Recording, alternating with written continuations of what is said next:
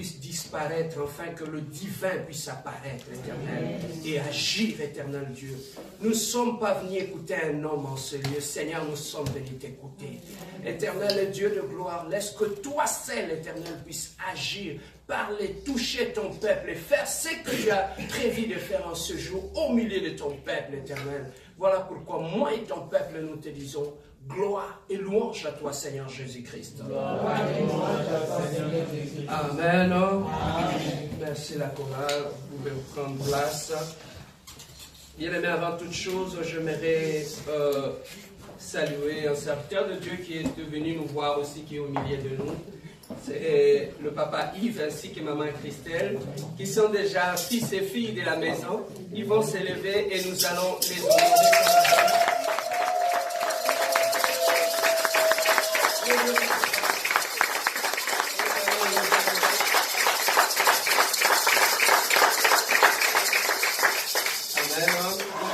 Ils sont déjà fils et filles de la compassion.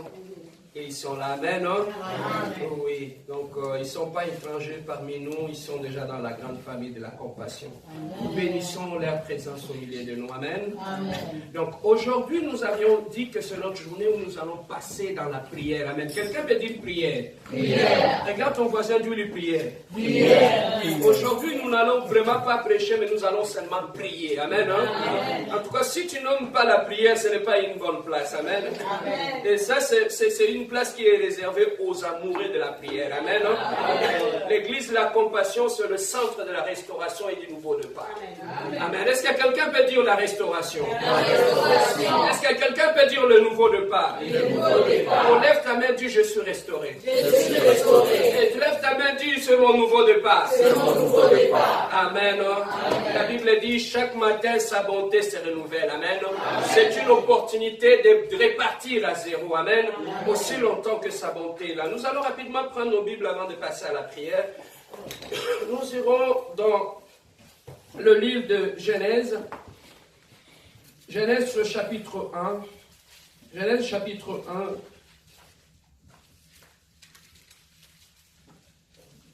Nous lirons les versets 1, le verset 2 et le verset 3. Genèse chapitre 1, du premier verset jusqu'au troisième verset. Est-ce que nous sommes tous là? Amen. Comment ça tu es dans le Nouveau Testament? Amen. Hein? Amen. Ils te font un boussole spirituel pour te situer en lisant la Bible. Un GPS. Amen. Hein? Amen. Alors nous allons lire les Écritures. Lisons tous d'un commun accord. La Bible dit 1, 2, 3. Au commencement, Dieu créa les cieux et la terre. La terre était informe et vide. Il y avait des ténèbres à la surface de la nuit, et l'Esprit de Dieu se mouvait au-dessus des eaux. Dieu dit que la lumière soit, et la lumière fut. Continuons 4. Dieu vit que la lumière était bonne, et Dieu sépara la lumière avec les ténèbres. Reprenons le verset 4. Dieu dit quoi? Dieu vit quoi? La lumière était bonne. La lumière était comment? Bonne. Et lorsqu'il a vu que la lumière était bonne, quelle est l'action qui avait suivi après? Et sépara Yes, Lord. C'est ce qui va se passer maintenant dans la prière. Amen. Amen, hein? Amen. Il a vu, il a constaté et il a pris une décision. Amen. Amen. Qu'est-ce que tu as vu dans ta vie? Il y a une décision, il y a une action que tu dois faire dans la prière maintenant. Amen. Amen. La Bible nous dit ceci. Au commencement, Dieu créa le ciel et la terre. Oh, qui avait créé le ciel et la terre? Dieu. Alors que lui-même l'avait créé, mais malgré qu'il avait créé, la Bible nous dit, oh, la terre était ici, on dit, il était chaotique et vide. Dans ta Bible, on dit la terre était comment? Et vide. Amen. Hein?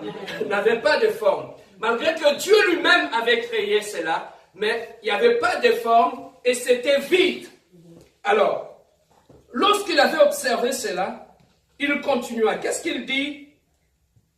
Le ténèbre couvrait l'abîme et l'Esprit de Dieu planait au-dessus des eaux. Malgré, bien aimé, que la terre était informe et vide, malgré qu'il y avait un chaos, mais il y a une chose qui a retenu mon attention aujourd'hui. L'Esprit de Dieu était là.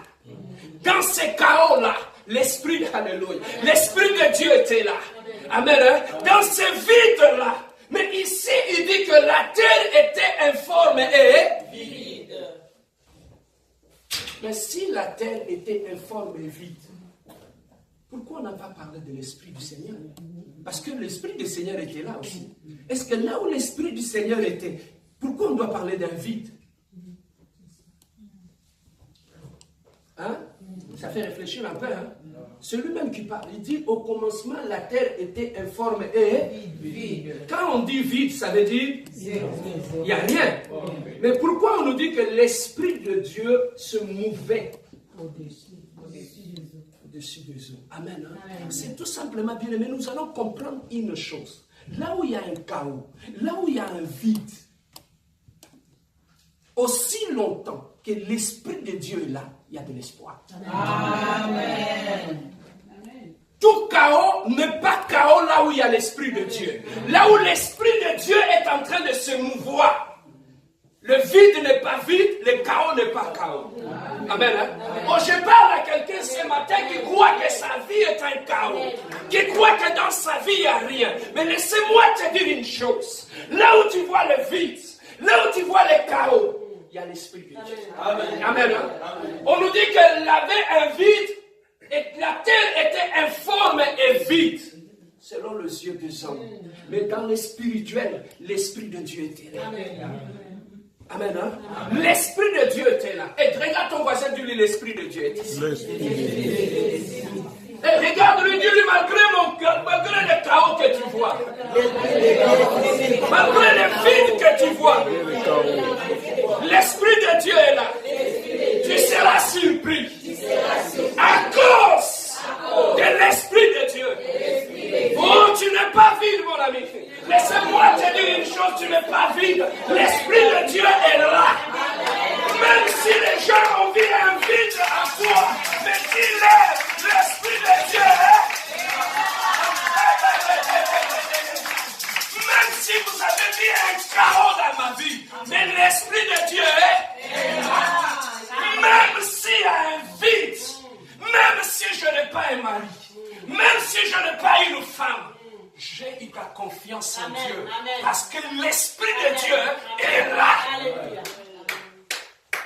Malgré que je n'ai pas encore acheté une maison, malgré que je n'ai pas des immeubles, ça ne me fait aucun bien à cause de l'Esprit de Dieu.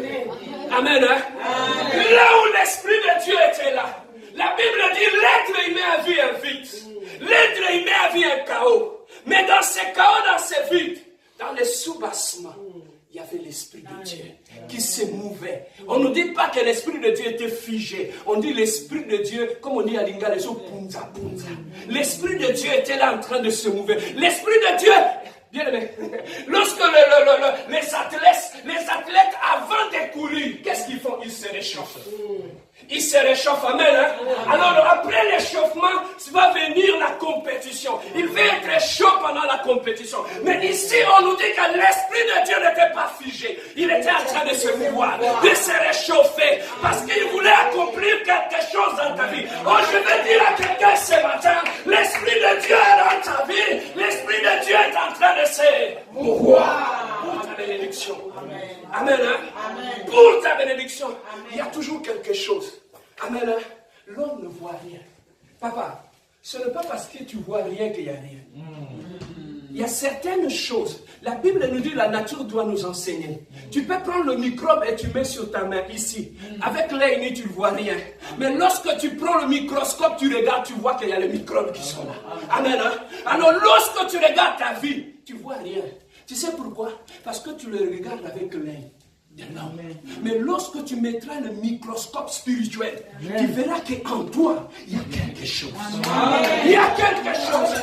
Oh, regarde ton voisin, dis-lui, en moi, il y a quelque chose. I have something on me. Amen. Oui, bien aimé. On nous dit que l'Esprit de l'Éternel faisait quoi? Se mouvait. Amen. Hein? Au-dessus de eaux. Alors écoute maintenant, comme conséquence. Et Dieu dit, Et Dieu dit alors que la lumière soit. Bien aimé, là où il y a l'Esprit de Dieu, écoutez maintenant le mystère. Là où il y a l'Esprit de Dieu, bien aimé, avant que la création ne puisse commencer, l'Esprit de Dieu précède déjà la création. Amen. Amen. Parce que Dieu parle. Pourquoi l'Esprit de Dieu précède la création? Parce que l'Esprit qui était en train de se mouvoir n'attendait qu'une chose, l'ordre divin. Amen. Que Dieu ordonne que lui puisse commencer à accomplir. Donc Dieu était assis aux cieux et sur les eaux il y avait l'Esprit de Dieu qui était là. Qui n'attendait que l'ordre de Dieu. Oh, je vais dire à quelqu'un, il y a l'Esprit de Dieu dans ta vie qui n'attend que l'ordre de Dieu. Aujourd'hui dans la prière, Dieu va ordonner que la lumière soit. Amen. Tu vois comment tu agis. Avant qu'il ne parle, son esprit est là.